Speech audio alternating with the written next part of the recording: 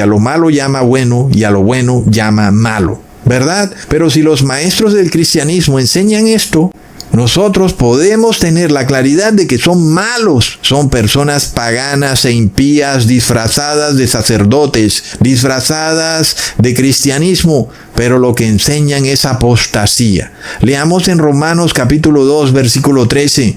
Porque no son los oidores de la ley los justos ante Dios, sino los hacedores de la ley serán justificados. Es que el que guarda la ley es el que es justo. Y ese es el que se salvará por la fe. Es obvio que el que es impío, a pesar de que tenga fe, no puede salvarse.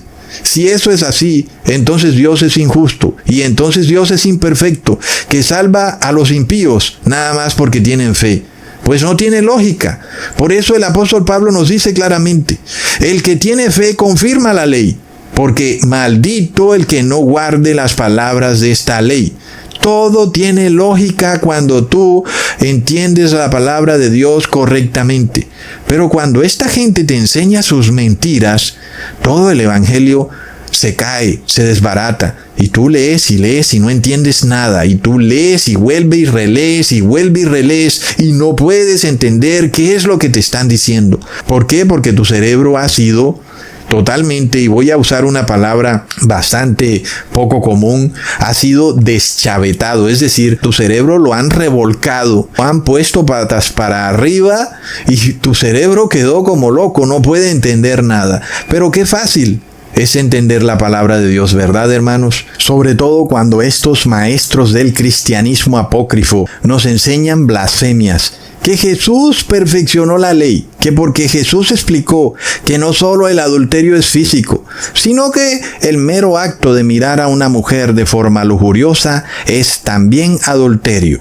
Ecusatón, eso no está en la Torá, eso no está en el Viejo Testamento. Y por esa razón podemos decir que Jesús perfeccionó la ley, porque Él creó unos mejores mandamientos, unos mandamientos espirituales que no estaban por ningún motivo en la Torá. Plop. Yo pregunto, hermanos, ¿será eso cierto? ¿Será cierto que en la Torá no está que cuando tú miras a una mujer con tus ojos lujuriosamente estás pecando? ¿Será cierto eso, que Jesús ahora enseñó algo que no estaba en la Torá? ¿Será eso cierto, hermanos? Pues aquí vamos a ver que es mentira y que estos maestros espurios del cristianismo apócrifo son unos mentirosos que tergiversan y pervierten la ley. Miremos este caso nada más, hermanos. Vamos a ir poco a poco a ver si nos da tiempo, porque el tiempo va volando. Miremos si es cierto que el acto de mirar a una mujer en forma lujuriosa no está en la Torá específicamente declarado como pecado, ¿verdad, hermanos? Miremos que sí estaba. Cuando nosotros leemos el 10º mandamiento, podemos leerlo en Éxodo capítulo 20, versículo 17. No codiciarás la casa de tu prójimo, no codiciarás la mujer de tu prójimo. Ahí está, hermanos. Entonces comprobamos que Jesús no enseñó nada nuevo cuando dijo que el que mira lujuriosamente a la mujer del vecino ya ha adulterado con ella. ¿Y por qué? Porque el que ha violado un punto de la ley ha violado toda la ley, porque algún loco pudiera decir que aquí ha violado el 10º mandamiento. No ha adulterado, sino que solo la ha codiciado.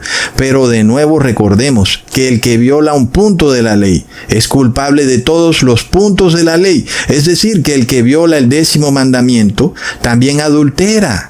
¿Lo vemos, hermanos? Entonces Jesús no revela nada nuevo. Jesús no perfecciona la ley como estos maestros del cristianismo apócrifo vienen enseñando. Leamos en Mateo capítulo 5, versículo 22. Pero yo os digo que cualquiera que se enoje contra su hermano será culpable de juicio, y cualquiera que diga necio a su hermano será culpable ante el concilio, y cualquiera que le diga fatuo quedará expuesto al infierno de fuego. ¿Acaso aquí tenemos algo nuevo? ¿Acaso esto no está en la Torá? ¿Será que al Dios de la Torá se le olvidó poner este mandamiento tan claro?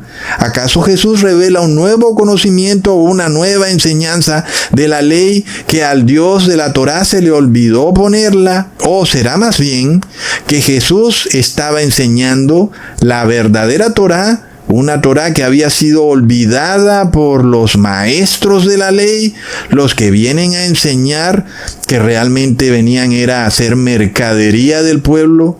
Hermanos, lo mismo que ocurre hoy en día con estos falsos curas y pastores que vienen a meter en tu cabeza la blasfemia de que Jesús perfeccionó la ley, pues te están enseñando a blasfemar gravemente contra Dios, contra el Padre y también contra el Hijo, porque si tú aceptas que Jesús perfeccionó la ley, entonces el Padre es imperfecto y Jesús, al ser Hijo del Padre, también tendría que ser imperfecto.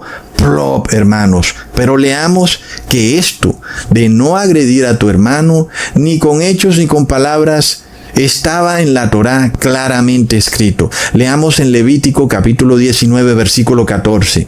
No maldecirás al sordo, y delante del ciego no pondrás tropiezo, sino que tendrás temor de tu Dios, yo Jehová.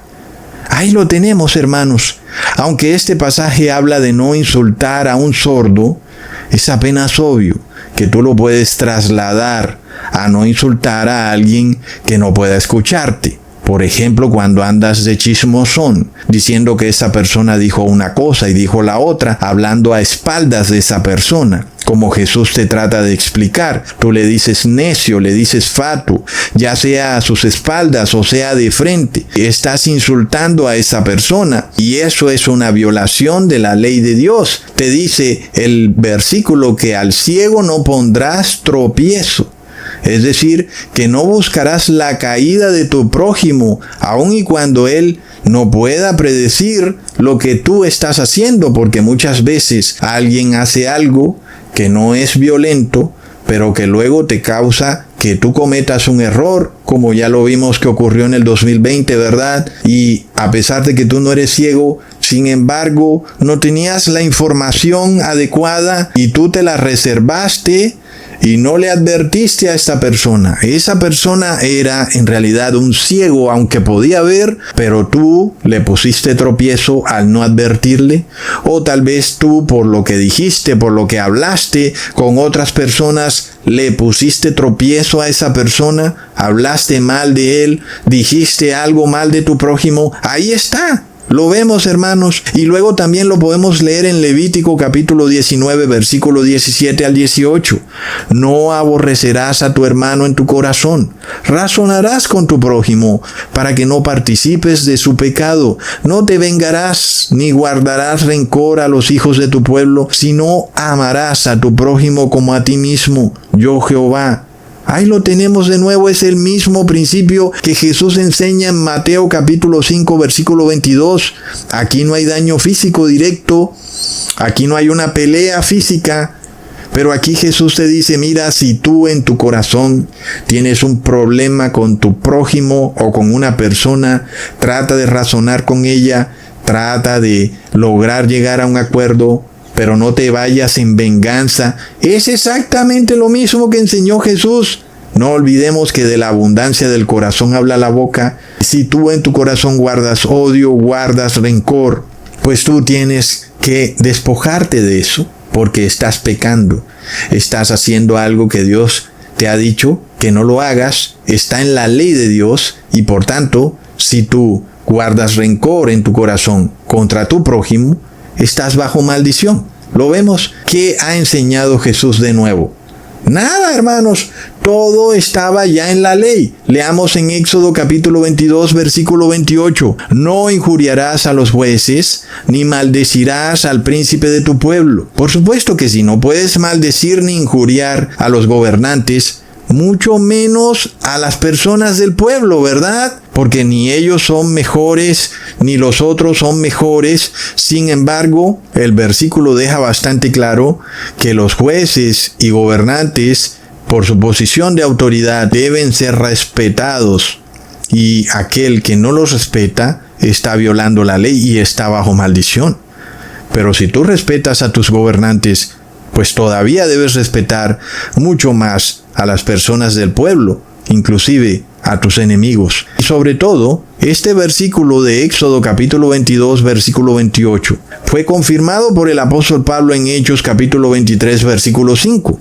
Pablo dijo: no sabía, hermanos, que era el sumo sacerdote, pues escrito está: no maldecirás a un príncipe de tu pueblo. Ahí está la ley, es amor al prójimo, y es lo mismo que Jesús enseña. Entonces Jesús no perfeccionó la ley. La ley de Dios es perfecta y sigue estando vigente. Pero miremos cómo el apóstol Pablo es tan calumniado por curas y pastores como aquel que abolió la ley.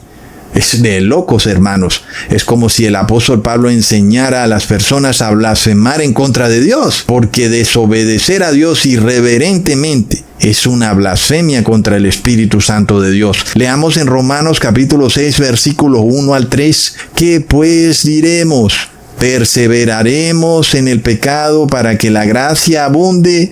En ninguna manera, porque los que hemos muerto al pecado, ¿cómo viviremos aún en él? ¿O no sabéis que todos los que hemos sido bautizados en Cristo Jesús, hemos sido bautizados en su muerte? Las palabras de Pablo son tan claras que uno no puede sino impresionarse que este cristianismo apócrifo y oligarca, desligado de la ley, se predique a nivel mundial. Pero miremos además un punto importante, porque Pablo nos revela el gran engaño del bautismo en agua, ¿verdad, hermanos? Pobres de estos locos evangélicos y católicos que andan sumergiéndose en una pila bautismal, en una piscina, en un río, en un mar, que porque así ahora están salvados, nada más porque se han bañado en esa agua. ¡Plop! El apóstol Pablo revela el verdadero bautismo cuando eres enseñado a guardar la ley de Dios,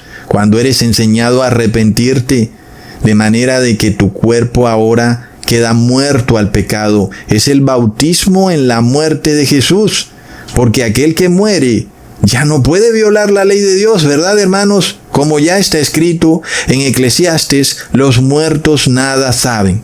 El muerto no puede violar la ley de Dios, y por eso el muerto no está bajo la ley. ¿Y por qué no está bajo la ley? Porque el muerto no puede pecar. Si tú mueres con Cristo, pues estás muerto. Y por eso ya no eres esclavo del pecado, ahora eres esclavo de la justicia, es decir, esclavo de la ley de Dios. Pues ojalá fuéramos todos como muertos y no pecáramos, ¿verdad, hermanos? Pero esto lo podemos lograr a través de la fe, a través de esforzarnos día a día, pues se necesita que te esfuerces y seas valiente, que trates de lograrlo, que trates día a día de poder lograr la victoria. Pero si no estás tratando, nunca vas a lograrlo, ¿verdad? Es un principio bastante obvio. Leamos en Romanos capítulo 6, versículo 12 al 13. No reine pues el pecado en vuestro cuerpo mortal, de modo que lo obedezcáis en sus concupiscencias, ni tampoco presentéis vuestros miembros al pecado como instrumentos de iniquidad, sino presentaos vosotros mismos a Dios como vivos de entre los muertos, y vuestros miembros a Dios como instrumentos de justicia. Moriste con Cristo, pero ahora estás vivo. Vivo, pero a la justicia. Ya no estás vivo al pecado. Has muerto al pecado, pero ahora vives a la justicia. Hoy, sin embargo, tenemos a Balaam, un falso sacerdote que enseñaba a pecar a la casa de Israel. Los enseñaba a violar la ley de Dios. Hoy, estos son los curas y pastores que te enseñan a violar la ley de Dios. Leamos en 2 de Pedro capítulo 2, versículo 15. Han dejado el camino recto y se han extraviado